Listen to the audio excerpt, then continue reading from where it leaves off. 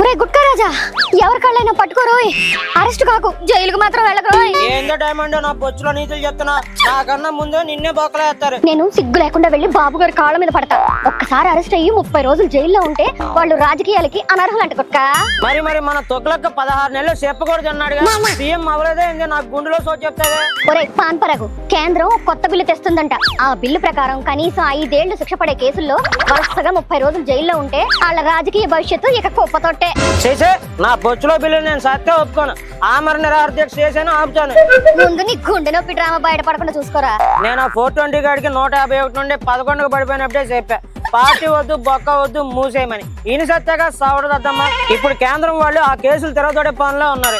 36 కేసుల్లో కనీసం 3 కేసుల్లో ఒక్కొక్క దానికి 10 ఏళ్లు శిక్ష పడినా టోటల్ గా 30 ఏళ్లు జైల్లోనే చెప్పకూడదు తింటాడు. ఇంకా రోజులు లెక్కేసుకో జరగన్నా.